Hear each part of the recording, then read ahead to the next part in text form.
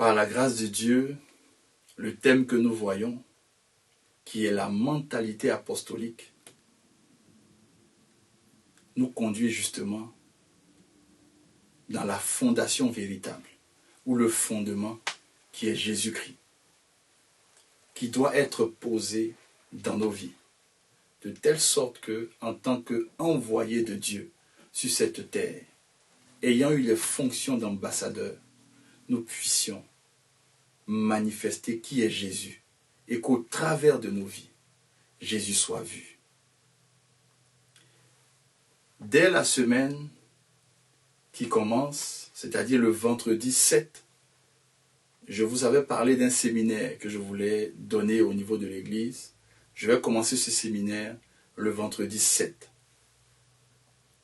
le samedi 8 et le dimanche 9. Pendant ces 3 jours de séminaire, je vais vous parler de pratiquer la parole de Dieu. Le thème, c'est pratiquer la parole. J'aimerais que tu répètes avec moi là où tu es. Si tu as la possibilité d'écrire, parce que tu es en train de suivre certainement sur un de nos canaux favoris, qui est peut-être Facebook ou YouTube, tu vas simplement écrire « Pratiquer la parole ». Pratiquer la parole. Et je bénis le Seigneur pour cet instant du dévotionnel pleinement béni, parce que cela parlait de la parole, qui est la sémence, qui est Jésus-Christ, qui est la sémence incorruptible, vivante, inaltérable. C'est la parole de Dieu. Pratiquer la parole de Dieu va te donner d'être épanoui dans tout ce que tu fais. Pratiquer la parole de Dieu va te donner d'être solide dans ce que tu fais. Pratiquer la parole de Dieu va te donner de gagner du temps. Et pendant 3 jours de séminaire, je vais t'expliquer qu'est-ce qui t'empêche de pratiquer la parole. C'est quoi pratiquer la parole? Et comment faire pour rentrer dans un autre niveau de sanctification, qui est la sanctification de l'esprit. Je vais prendre le temps de t'expliquer toutes ces choses.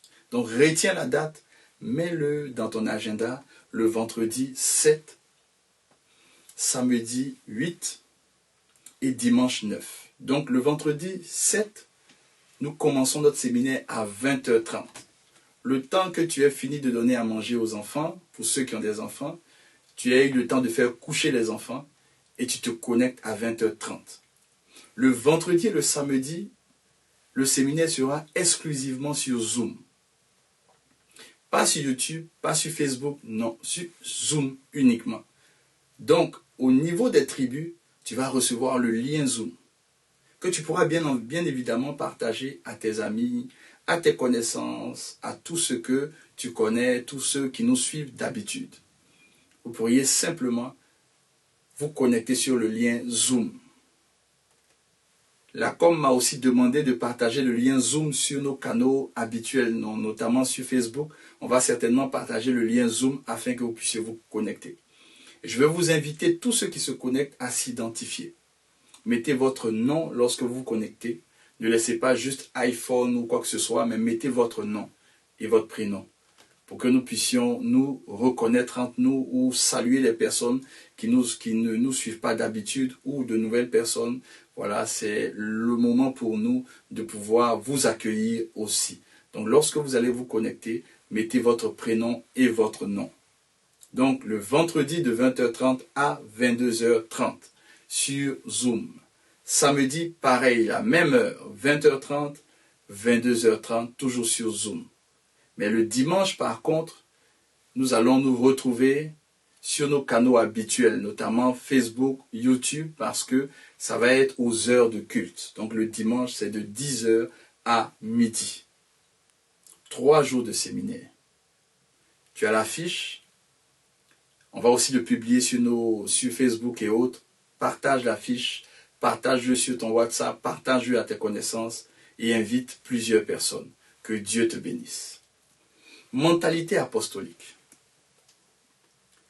Ce thème si précieux que nous sommes en train de voir depuis plusieurs dimanches Et le dimanche dernier, et le dimanche d'avant, le dimanche dernier, nous avons compris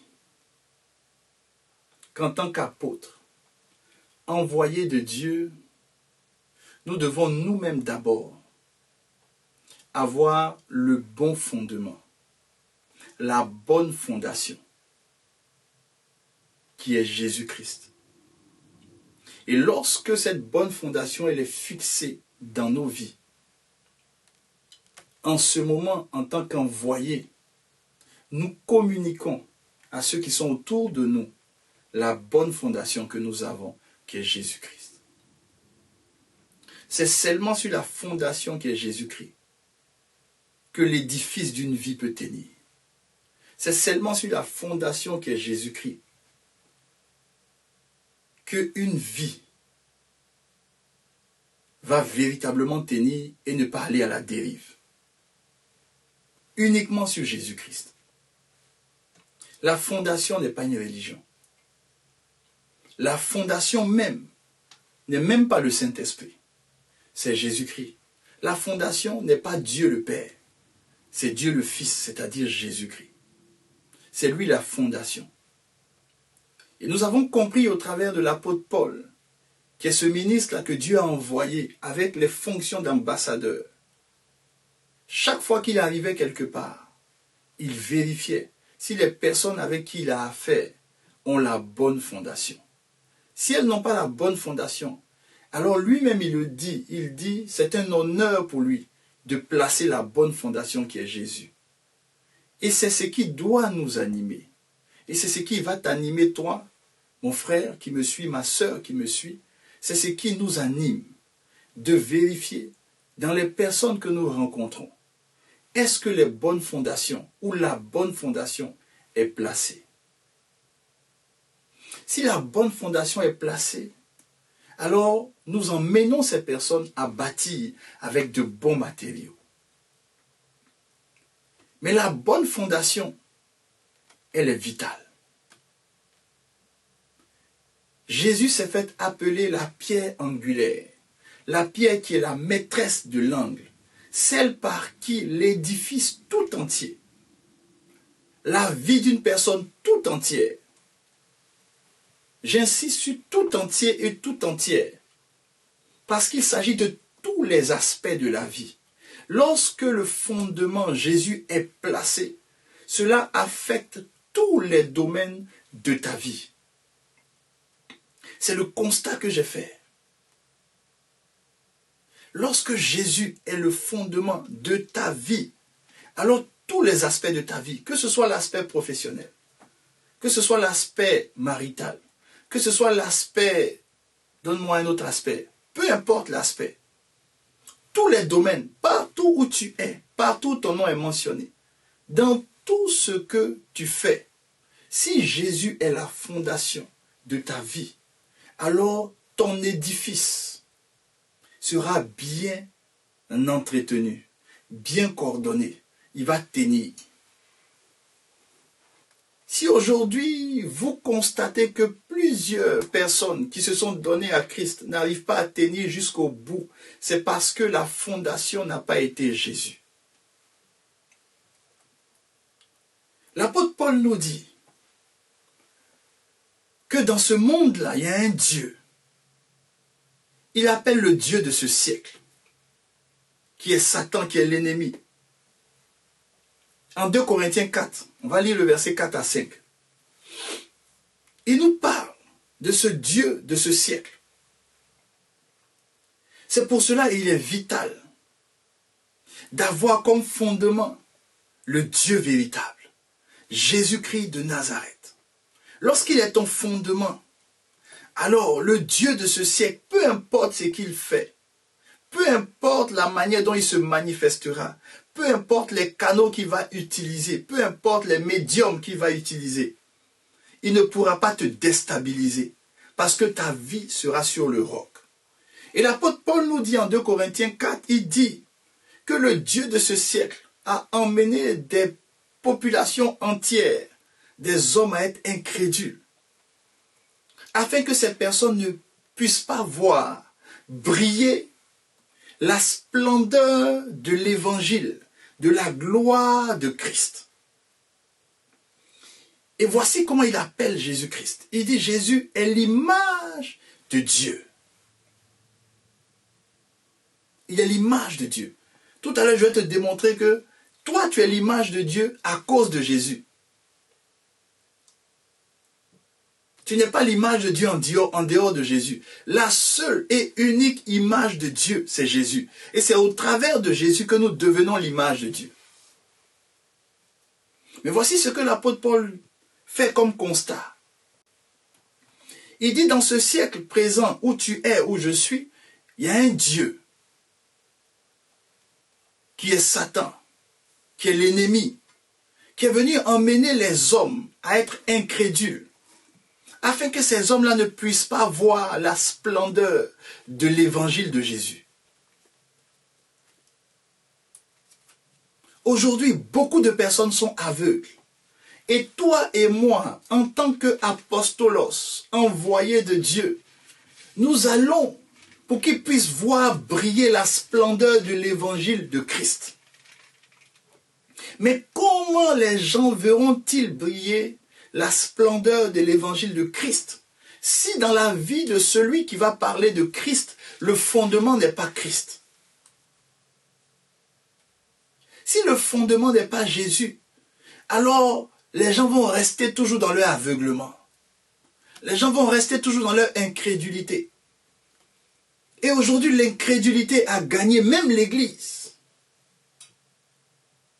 Beaucoup de personnes aiment Dieu, pensent aimer Dieu, pensent suivre le Seigneur.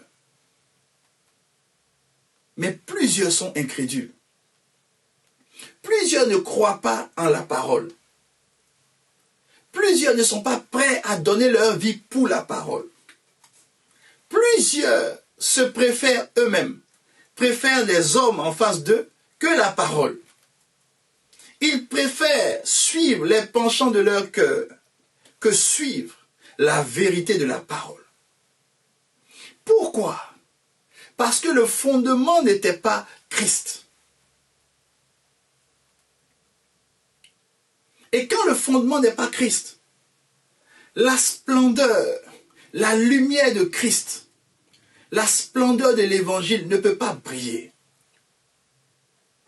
Souvenez-vous,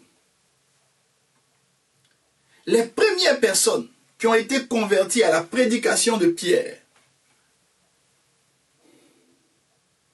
ces personnes ont été converties parce que Pierre leur a présenté non pas une religion, non pas lui-même Pierre, il ne s'est pas présenté lui-même. Pierre leur a présenté qui? Le fondement, c'est-à-dire Jésus. Et la Bible dit que plusieurs ont été touchés quand ils entendaient tous ces hommes-là, les Pierre et les disciples, parler en langue. Ils parlaient en langue. Et regardez ce que ces hommes-là disent. C'était des hommes de toutes les régions. C'était des gentils, des Grecs, des Crétois, des personnes qui venaient de plusieurs contrées. Ils ont dit que dans leur langue, les disciples, les apôtres s'exprimaient en langue. Et le parler en langue résonnait eux dans leur langue à eux. Et regardez ce qu'ils disaient. Ils disaient que dans leur langue, ils entendaient les merveilles de Dieu. Ils n'ont pas entendu les merveilles de ce que Dieu peut faire pour eux. Ils n'ont pas entendu les merveilles de ce que d'un homme. Non, ils ont entendu les merveilles de Dieu. Et Pierre leur a présenté le merveilleux qui est Jésus-Christ. C'est lui le merveilleux. Il a été présenté par Pierre. C'est pour cela que l'apôtre Paul dit en 2 Corinthiens 4, il dit le monde est incrédule. Et le monde doit sortir de son incrédulité lorsque la splendeur de l'évangile sera prêchée. Et il continue toujours au verset 5, il dit, pour que la splendeur de l'évangile soit prêchée, il dit, nous ne nous prêchons pas nous-mêmes. Je ne me prêche pas moi-même. On ne prêche pas qui nous sommes. Aujourd'hui, beaucoup de personnes se prêchent eux-mêmes. Beaucoup de personnes prêchent leur église, leur dénomination, leur religion. Beaucoup de personnes prêchent leur propre personne. Mais comment peux-tu voir la splendeur de l'évangile briller dans la vie de quelqu'un si tu lui prêches ta personne. Il dit, nous ne nous prêchons pas nous-mêmes. Je ne suis pas là pour te dire qui je suis. Je ne suis pas là pour te dire comment je suis. Non, je suis là pour te prêcher Jésus-Christ. Et l'apôtre Paul dit, le monde dans lequel les hommes sont, c'est un monde qui est rempli d'égoïsme. C'est un monde qui marche selon le Dieu de ce siècle. Est-ce que vous savez qu'il y a deux systèmes qui se combattent sur cette terre? Il y a le Dieu de ce siècle, et puis il y a notre Dieu qui est souverain, qui nous a transportés lorsque nous avons donné notre vie au Seigneur, qui nous a transportés dans le royaume de son Fils bien-aimé. Et la Bible dit, dans un passage, peut-être vous allez trouver le passage, on dit le royaume du Fils de son amour. Donc le royaume de Dieu, c'est le royaume du Fils de son amour, c'est-à-dire c'est le royaume de Jésus, le royaume de Dieu. C'est pour cela que dans ce royaume, puisqu'il y a royaume, dans royaume, il y a roi, dans ce royaume, à cause de Jésus, nous sommes devenus des rois et des sacrificateurs. Donc c'est un royaume de rois. Et dans ce royaume de rois, il y a un seul roi qui s'appelle le roi des rois, c'est Jésus-Christ. Et c'est ce royaume que nous présentons aux hommes. Mais dans ce monde-là, je vous ai dit qu'il y a un combat de royaumes. Il y a le royaume des ténèbres et il y a le royaume du Fils de son amour, qui est Jésus-Christ, le royaume de Jésus, le royaume de Dieu. Jésus étant Dieu. Il y a ces deux royaumes-là qui se combattent. Il y a deux systèmes sur cette terre. Il y a le système de ce monde et puis il y a le système du royaume de Dieu. Dans le système de ce monde, c'est la promotion de l'homme. Dans le système de ce monde, c'est l'égoïsme humain.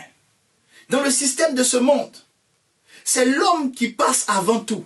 C'est ça le système de ce monde.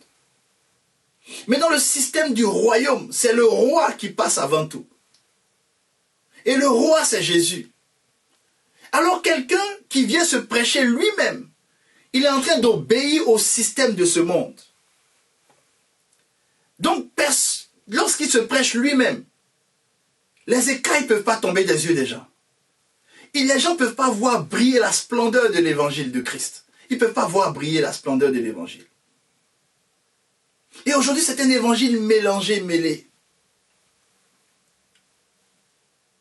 Mais celui qui a le bon fondement, qui est Jésus-Christ, ne se prêche pas lui-même. Mais il prêche Jésus-Christ. Et lorsqu'il prêche Jésus-Christ, il est obéissant à Jésus-Christ.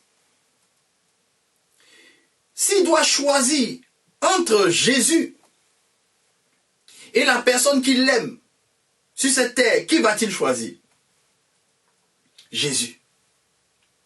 S'il doit choisir entre Jésus et ses enfants, qui va-t-il choisir?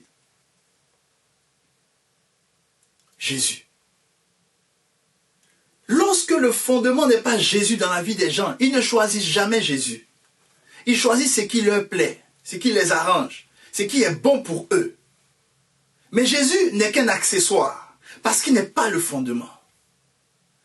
Un fondement, c'est ce qui tient ta vie. Si le fondement n'est plus là, ta vie ne vaut rien. Alors lorsque quelqu'un rentre dans ta vie, il doit savoir que le fondement de ta vie, c'est Jésus. Et lorsque Jésus est le fondement, la personne avec qui tu vis, lorsqu'elle sait que ton fondement c'est Jésus, elle sait que sans Jésus tu n'es rien. Et toi-même tu montres à cette personne que sans Jésus tu n'es rien. L'église sans Jésus, c'est plus une église. Peu importe le nom que l'église peut porter, lorsque le fondement n'est plus Jésus, et que le fondement devient un homme, un individu, un système, une sagesse humaine, un type d'organisation humaine, et que Jésus n'est plus le fondement, cette église va s'ébranler, va s'écrouler un jour. Il dit, nous ne nous prêchons pas nous-mêmes. C'est Jésus-Christ, le Seigneur, c'est le roi que nous prêchons. Et il va même encore plus loin, et j'aime tellement cette parole. Il dit, si nous nous disons vos serviteurs, c'est à cause de Jésus. Si je suis ici et que je suis votre serviteur, votre pasteur, celui qui vous communique la volonté, la parole de Dieu, je ne suis pas ici à cause de moi. Je ne me suis pas envoyé moi-même. Je ne suis pas là pour moi. Je suis là à cause de Jésus. Donc tous ceux qui sont serviteurs dans la maison, ils ne sont pas serviteurs parce qu'ils ont des talents merveilleux. Aujourd'hui, c'est la course aux appels. Moi, mon appel, c'est ceci. Moi, mon appel, c'est cela. Mais ton appel vient de qui? L'appel que tu as vient de qui? Le ministère que tu as, il vient de qui? Le don que tu as, il vient de qui? Le potentiel même que tu as, il vient de qui? Qu'avons-nous que nous n'avons pas reçu de Dieu? La Bible dit que Jésus est l'image de Dieu. En Genèse 1, la Bible dit que Dieu nous a créés à son image. Tu as déjà lu ça? Dieu nous a créés à son image. Mais la Bible dit que Jésus est l'image de Dieu. Pourquoi la Bible dit ceci? Et tu vas comprendre que en fait, tu n'es l'image de Dieu qu'au travers de Jésus. S'il n'y avait pas Jésus, toi, tu n'allais pas être l'image de Dieu. Parce que l'image de Dieu n'est pas imparfaite comme tu es. L'image de Dieu n'est pas corrompue. L'image de Dieu n'est pas tordue. Non. C'est pour cela que je vous dis, et comme l'apôtre Paul nous dit, nous ne nous prêchons pas nous-mêmes. Parce que le jour où on va se prêcher, les amis, nous les hommes, on est infidèles. Un homme n'est pas constant. Peu importe la confiance que tu mets dans un homme, il n'est pas constant. Peu importe l'admiration que tu as dans un homme, il n'est pas constant. 2 Timothée 2,13. Si nous sommes infidèles, lui, Jésus, il demeure comment? Fidèle. Et il ne peut se renier lui-même. C'est pour cela que c'est lui que nous prêchons. Parce qu'un fondement, une fondation doit être fidèle. Une fondation doit être solide, ne doit pas bouger. Une fondation ne doit pas changer dans le temps. Une fondation, les circonstances ne doivent pas toucher la fondation. Une fondation, le climat ne doit pas toucher la fondation. Une fondation, les événements ne doivent pas atteindre la fondation. Une fondation, elle doit être permanente, vivante et indestructible. Si un homme est le fondement, la fondation de ta vie, alors tu as échoué. Si ton mariage, c'est ton mari qui est la fondation de ton mariage, tu as échoué. Si c'est ta femme qui est la fondation de ton mariage, tu as échoué. Si l'église que tu fréquentes, tu la fréquentes parce que c'est le pasteur que tu vois qui est celui qui est le fondement de ta décision de fréquenter l'église, tu as échoué. Parce que le pasteur, c'est un infidèle. Il est aussi infidèle. Il n'est pas fidèle. La seule personne qui est fidèle, c'est Jésus. Si lui, il est le fondement de tes décisions ne vont pas changer. Même si les hommes autour de toi changent. J'ai vu des personnes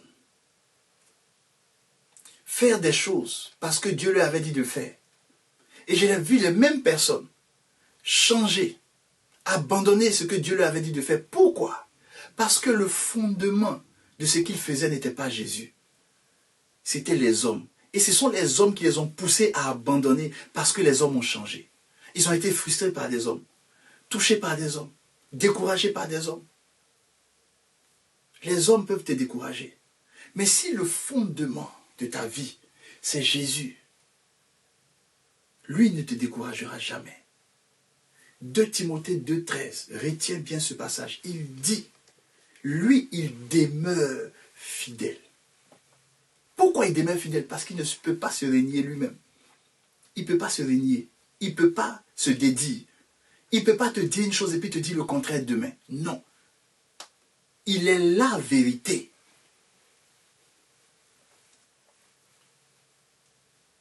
Aujourd'hui, l'Église n'est pas solide parce que beaucoup de personnes ne sont pas entraînées à avoir comme fondation Jésus-Christ. Je vous disais qu'il est l'image de Dieu. Et nous avons été créés à l'image de Dieu. Mais en fait, nous sommes l'image de Dieu au travers uniquement de Jésus. C'est quand Jésus, Dieu nous regarde, qu'il voit Jésus. C'est en ce moment qu'il nous voit à l'image de qui il est. Et ça n'engage que moi. Je ne te dis pas d'en faire une doctrine. Je te dis ce que moi, j'ai compris. Ça n'engage que moi. Ce que je vais te dire maintenant, ça n'engage que moi. Donc ne dis pas que le pasteur dit que c'est moi. C'est ma conclusion personnelle. Je crois, selon moi, que lorsque dans le jardin d'Éden, Dieu a dit, faisons l'homme à notre image. C'est Jésus qui s'adressait à Dieu le Père et au Saint-Esprit. C'est pour ça que la Bible dit que Dieu a créé l'homme à son image. Et la Bible continue pour dire qu'il le créa à l'image de Dieu. Donc il le créa à l'image de Dieu. L'image de Dieu, c'est le Dieu Fils. Parce que la seule image véritable de Dieu, c'est Jésus. Et nous avons été créés en Jésus. Ce que je vous dis, je vous le dis, ça n'engage que moi, mais je me suis appuyé sur un passage biblique. Voici ce que le passage nous dit. Allons dans le livre d'Éphésiens. Éphésiens 2, verset 10. La Bible dit que car nous sommes son ouvrage, ayant été créés en qui? En Jésus-Christ. Tu es l'image de Dieu parce que tu as été créé en Jésus-Christ. Donc c'est parce que tu es caché en Jésus que lorsque Dieu te regarde et puis il voit Jésus, il voit son image parce que c'est Jésus qui est l'image de Dieu. Mais si tu n'es plus caché en Jésus, tu n'es plus l'image de Dieu. Tu es une image, mais on ne sait pas de qui. Mais lorsque tu es créé en Jésus, c'est en ce moment que tu es l'image de Dieu. Et tu as été créé en Jésus pour accomplir de bonnes œuvres que Jésus a préparées d'avance afin que tu puisses les pratiquer. C'est pour ça qu'il est le fondement de ta vie. Parce qu'il a préparé des choses pour que tu puisses les pratiquer. Il est le fondement. Jésus doit être le fondement. Et voici ce que la Bible nous dit. Jean 17, verset 22 à 23. Jésus parle, il dit, je leur ai donné la gloire que tu m'as donnée. Il parle au Père. Afin qu'ils soient un. Comme nous sommes un. Donc, le Père et le Fils sont un. Afin qu'ils soient un. Mais ce qui nous intéresse, c'est le verset 23. Regardez ce qu'il dit au verset 23. Il dit, moi en eux, et toi en moi. Est-ce que vous suivez bien la séquence de cette phrase-là? Il dit moi en eux et toi en moi. Il n'a pas dit toi en eux et ensuite moi en eux. Non. Il dit moi Jésus en eux. Uniquement. Pourquoi? Parce que le Père est déjà dans le Fils. Et donc le Fils en nous, alors Dieu nous aime parce que le Fils est en nous. Est-ce que vous me suivez bien? Il dit moi en eux et toi en moi, afin qu'ils soient parfaitement un, et que le monde connaisse que tu m'as envoyé, que tu les as aimés comme tu m'as aimé. Donc Dieu t'aime parce que Jésus est en toi. Donc le moi en eux, c'est le fondement qui est Jésus. C'est le fondement qui est Jésus. Jésus dit, parce qu'il est le fondement de ta vie, alors le monde va connaître qui il est. Et le Père va nous aimer d'un amour ineffable et inarrêtable. Parce que le Père, en te voyant, va voir son Fils unique, le véritable, celui qui est son image véritable. Celui qui, lorsqu'on le voit, on voit le Père. C'est Jésus seul, Jésus-Christ seul. Jésus seul. Jésus seul. Moi en eux et toi en moi. J'aimerais que tu répètes avec moi. moi en eux et toi en moi. Répète encore une fois. Moi en eux et toi en moi. Et la Bible nous dit, ce passage, en Matthieu 7, que je vous avais lu il y a quelques dimanches. On va prendre le verset 21 à 27. Mais je vais le paraphraser. Vous le connaissez déjà, ce passage.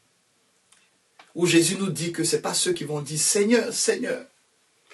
Ce n'est pas eux qui vont entrer dans le royaume des cieux. Le royaume que Dieu a réservé pour le Fils de son amour, qui est Jésus. Le royaume de Jésus. Ce n'est pas ceux qui vont dire « Seigneur, Seigneur ». Ceux qui vont appeler Jésus « mon Seigneur ». Oh, tu ne peux pas dire que Jésus est ton Seigneur si tu ne lui as pas donné ta vie. Donc plusieurs vont lui donner leur vie. Mais ceux qui vont lui donner leur vie n'auront pas comme fondement Jésus-Christ. Et c'est ce fondement que nous sommes venus corriger.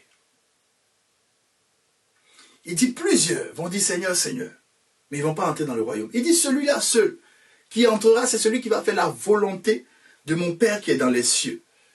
Et il continue pour dire, plusieurs vont dire Seigneur, Seigneur, n'avons-nous pas prophétisé par ton nom? N'avons-nous pas chassé des démons par ton nom? N'avons-nous pas fait beaucoup de miracles par ton nom? Verset 23, alors je leur dirai ouvertement, je ne vous ai jamais connus. Parce qu'il n'est pas en eux. Il dit moi en eux et toi en moi. Donc il n'est pas en eux. Si Jésus n'est pas en toi, il peut être ton Seigneur, tu peux l'appeler Seigneur, Seigneur. Mais s'il n'est pas le fondement de ta vie, alors il va dire qu'il ne te connaît pas. Et je te dis en 1 Corinthiens 8, verset 3, que nous allons relire à nouveau. Il a dit, mais si quelqu'un aime Dieu, celui-là est connu de lui. Si quelqu'un aime Dieu, celui-là est connu de lui.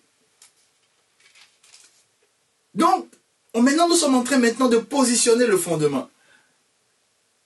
Tu ne peux pas aimer quelqu'un que tu ne connais pas. Je t'ai expliqué qui est Jésus pour que tu puisses le connaître et l'aimer. Maintenant, on va placer le fondement. Afin qu'il dise, je te connais. Afin que lui, il soit en toi. Et que le Père t'aime comme il aime lui. Alors nous allons maintenant positionner le fondement. Il dit à ces personnes qui l'ont appelé Seigneur, Seigneur, il dit, je ne vous connais pas. Et la Bible nous dit que si quelqu'un aime Dieu, il est connu de Dieu. Donc Jésus est en train de dire que ces personnes ne l'aimaient pas. Pourtant, tu peux dire que tu aimes Jésus, mais Jésus a sa manière de vérifier si tu l'aimes ou pas. Il a sa méthode de vérification. Il a son système de vérification. Parce que c'est très facile de dire j'aime une personne. Vous savez, des personnes qui sont en couple le vivent souvent. Souvent ta femme ou bien le mari peut dire, mais tu me dis tu m'aimes, c'est ta bouche qui me dit tu m'aimes, mais je veux voir que tu m'aimes. Parce qu'on n'aime pas seulement en parole, mais on aime en action. Donc tu peux dire, Seigneur, Seigneur, je t'aime. Il dit, si tu l'aimes, alors il y a un moyen de savoir que tu l'aimes. Et ce moyen-là va nous permettre de placer la fondation qui est Jésus. Jean 14, 15. Jean 14, 15. Dieu a son système d'évaluation de l'amour que tu lui portes. Aimes-tu Jésus-Christ? Alors Jésus va vérifier la fondation que tu as. On va creuser pour voir si cette fondation, c'est du sable ou c'est du roc. Nous allons vérifier. Jean 14, 15 nous donne l'élément ou le système de vérification de Dieu. Il dit, si vous m'aimez, gardez mes commandements. Les amis, je me suis rendu compte que lorsque tu aimes une personne, tu gardes ce que la personne te dit. Une fois, ça m'est arrivé personnellement dans mon foyer. Souvent, ma femme me demande de faire des choses. Et puis, j'oublie, je ne fais pas. Par le passé, en tout cas, je ne faisais pas, j'oubliais, je faisais autre chose. Et un jour, le Seigneur m'a dit, mais est-ce que tu aimes ma fille? Je dis, mais Seigneur, j'aime ma femme. C'est ma femme, je l'aime. Il dit, mais si tu l'aimes, alors tu vas garder ses commandements. Et ça m'a marqué. J'étais en train de méditer, un jour je suis tombé sur Jean 14, 15, ça m'a marqué. Il dit, si tu l'aimes, tu vas garder ses commandements. C'est facile de dire, j'aime une personne. Mais pour voir si tu aimes la personne, on va voir si tu fais ce que la personne demande de faire. Tu ne peux pas dire, j'aime une personne, et puis la personne te demande, nettoie la maison pour moi, et puis tu ne nettoies pas la maison, puis après tu dis, oh, tu sais, je t'aime. Tu ne l'aimes pas. Tu aimes ce qu'elle peut t'apporter. Tu aimes ce qu'elle peut te donner. Mais tu ne l'aimes pas véritablement. Lorsque tu aimes quelqu'un, tu n'attends pas de recevoir quelque chose de lui, mais tu obéis à ce qu'il dit. L'obéissance, la soumission est un acte d'amour. Si vous m'aimez, si, c'est conditionnel, si tu l'aimes, alors tu vas garder ses commandements. Aimes-tu Jésus? Jésus dira-t-il qu'il te connaît? Alors il va jauger la fondation que tu as. Est-ce que tu gardes ses commandements? On est toujours en Jean 14. On va aller au verset 21 à 24. Tu vas encore comprendre quelque chose. Il dit, celui qui a mes commandements et qui les garde, c'est celui qui m'aime. Et celui qui m'aime sera aimé de qui? De mon Père. Écoutez-moi très bien. Jésus est très précis là-dessus. Ce n'est pas moi qui l'ai écrit, ce n'est pas quelqu'un d'autre qui l'a écrit, c'est Jésus qui l'a dit. Il dit, celui qui a mes commandements et qui les garde, c'est-à-dire qui les met en pratique, c'est celui qui m'aime. Or, celui qui aime Jésus, le Père va l'aimer. Il y a beaucoup de personnes qui pensent que Dieu les aime. Mais Dieu ne peut t'aimer que lorsque tu aimes Jésus. Dieu, il t'aime lorsque tu aimes Jésus. Il ne faut pas penser que parce que Dieu ne te juge pas, donc il t'aime. Écoute-moi très bien. Il ne faut pas penser que parce que Dieu ne te juge pas, il t'aime. Il ne faut même pas penser ça. Il ne faut même pas penser ça. Il ne faut pas penser ça du tout, du tout, du tout, du tout, du tout, du tout. Il y a un passage que je veux te lire. Il ne faut pas penser ça du tout. Jean 5, verset 22. Il ne faut pas penser, parce qu'il y a beaucoup de gens qui pensent que ils font des bêtises, ils font n'importe quoi. Mais Dieu ne les frappe pas, donc pour eux, Dieu les aime tellement. Il y a certains qui disent, moi je suis l'enfant chouchou de Dieu. Quand je fais quelque chose, oh Dieu ne m'en veut pas, il ne m'aime pas. Si tu lis bien Jean 5, verset 22, tu vas comprendre. Dieu dit, la Bible dit, le Père ne juge personne. Dieu là, il ne juge personne. Hein. Dieu, il donne le soleil à qui il veut, à tout le monde. La pluie à tout le monde. Les grâces aussi à tout le monde, les bienfaits à tout le monde. Dieu, il ne juge personne. Mais regarde ce que la Bible dit. La Bible dit qu'il a remis tout jugement à qui? À Jésus. C'est Jésus qui va juger. C'est pour ça que Jésus dit, en Jean 14, il dit, si tu l'aimes, lui, Jésus, le Père va t'aimer. Donc le Père n'aime que lorsque tu aimes Jésus. Parce que la seule personne que Dieu aime, c'est Jésus. C'est lui qui est le fils de son amour. C'est en lui qu'il a mis toute son affection. Donc, les amis, si tu aimes l'enfant de quelqu'un et que cette personne aime son enfant, il va t'aimer aussi automatiquement. Dieu, là, il ne juge personne. Hein. Dieu ne juge personne. Donc, si tu es dans tes bêtises, que tu n'es pas encore jugé par Dieu, Dieu n'est pas là pour te juger. Mais Jésus, si tu meurs dans tes bêtises, Jésus va te juger parce qu'il est la parole. Dieu lui a remis le jugement. Il va te juger. Et tu vas aller périr en enfer. C'est pour cela que je te dis, aime le Fils. Pratique sa parole. Marche selon ses commandements. Obéis à sa parole. Et le Père va t'aimer. Et il continue toujours au verset 24. Jean 14.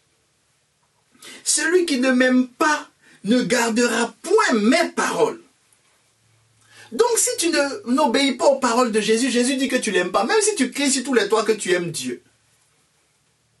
Il dit ne fais pas telle chose, mais toi tu fais ça tout le temps. Tu l'aimes pas. Jésus dit que tu ne l'aimes pas. Tu peux venir, Seigneur, je t'adore, je t'adore. Seigneur, je t'adore, je t'adore,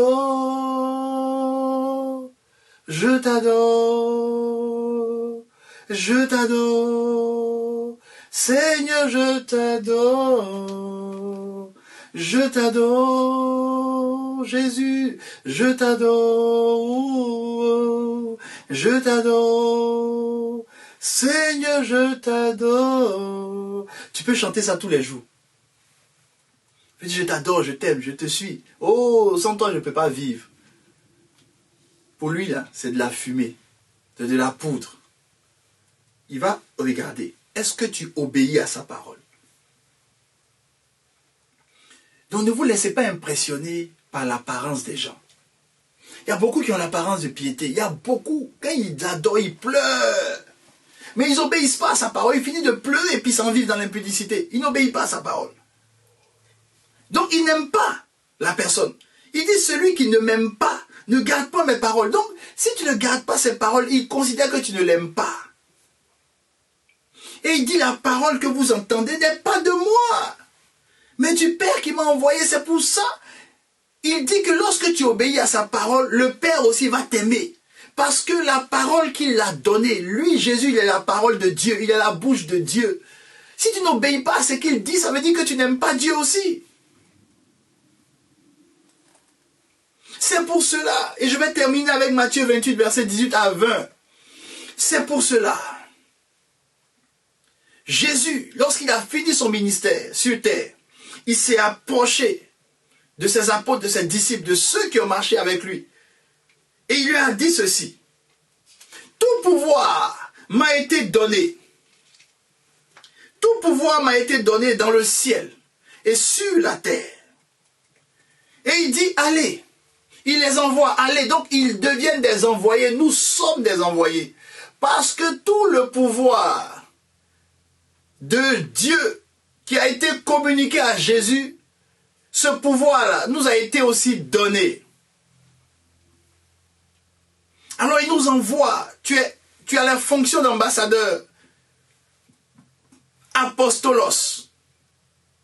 Il t'envoie afin que tu fasses de toutes les nations des disciples, les baptisant au nom du Père, du Fils et du Saint-Esprit.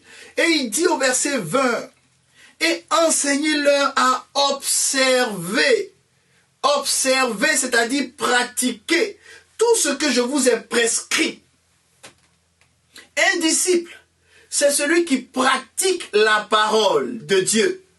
Il dit, toi en tant qu'apostolos, en tant qu'envoyé, toi qui as la mentalité apostolique, tu dois pousser les gens, ceux que tu convertis au nom de Jésus, parce que tu prêches Jésus. Et lorsque tu prêches Jésus, que tu ne te prêches pas toi, et que tu ne prêches pas une religion, alors tu emmènes ceux qui entendent la parole à devenir des personnes qui obéissent à la parole de Jésus, à la parole de Dieu, au commandement de Jésus. Il dit aux prescriptions.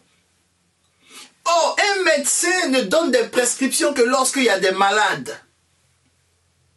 Et si ces malades obéissent aux prescriptions, elles seront guéries. Donc, obéir à la parole de Dieu, au commandement de Jésus, c'est être guéri dans tous les aspects de nos vies. C'est aussi l'aimer.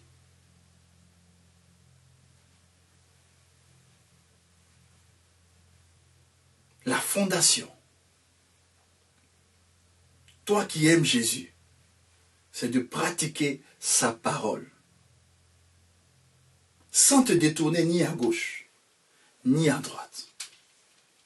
Mais que tous ceux qui rentrent dans ta vie comprennent que la souveraineté dans ta vie, c'est Jésus. Le fondement de ta vie, c'est Jésus. Et que toi, si tu devais choisir entre ceux avec qui tu marches et la parole de Dieu et Jésus, tu allais choisir Jésus. Si tu dois choisir, même entre tes parents et Jésus, c'est Jésus que tu vas choisir. Si tu dois choisir entre tes enfants et Jésus, c'est Jésus que tu vas choisir. Souvenez-vous du sacrificateur Élie. Ses enfants faisaient n'importe quoi. Au lieu de choisir Jésus qui est la parole, il a préféré choisir ses enfants. Et il a méprisé Jésus au profit de ses enfants. Regardez ce qui lui est arrivé. C'est pour ça que Jésus dit, pour le suivre, il faut être capable de renoncer à tout pour le suivre.